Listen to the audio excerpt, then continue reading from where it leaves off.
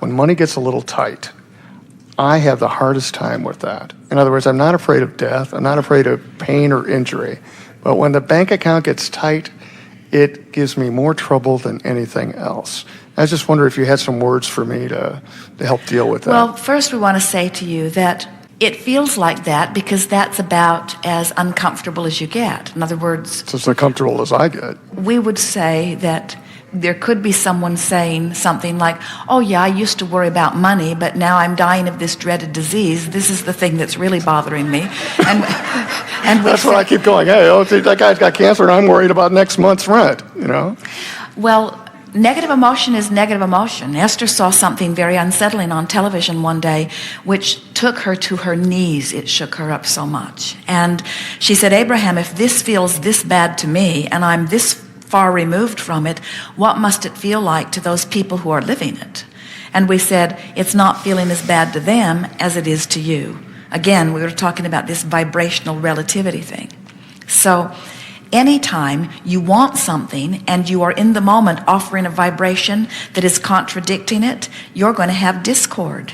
There isn't a subject that is more thought about in your environment than the subject of money, because money, it does not need to be, but it usually is very closely tied to your sensation of well-being, to your sensation of being able to create many other things. And so it's just a vibration that most of you, even while you were in your mother's womb, were picking up on vibrations of lack from the environment around you. There is a pervasive philosophy in your society, and it doesn't matter which part of the world your society is, there is a pervasive belief in the society of humandom that says that the pile of resources is a finite pile. And if somebody's getting more than their fair share, then somebody else is going to be deprived of it.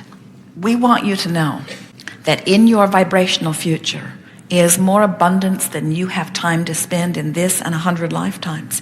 And it is all there, activated and ready for you. You've been launching rockets of desire. We have never seen more activation waiting in vibrational escrow around the subject of abundance before than what we are feeling that you have put there for yourself. So all you have to do is find some way of getting closer to trusting that it's there, which is further from doubting. In other words, it's all about that emotional journey. It is. And as you make that journey, you only have to trust a little more for some of it to come in. You don't have to have absolute faith and belief for things to improve. You just got to start tipping that way. Okay. We also want to say to you that, and we have not said this here today, but it is really important to know, all of this launching of thought that we've been talking about, because what I'm thinking and what I'm feeling and what is manifesting is always a vibrational match. So your vibrational future has probabilities of things that you're going to love when they unfold and things that you would not love when they unfold. In other words, as you've been beating the drum of different things, you've launched different things into your vibrational future.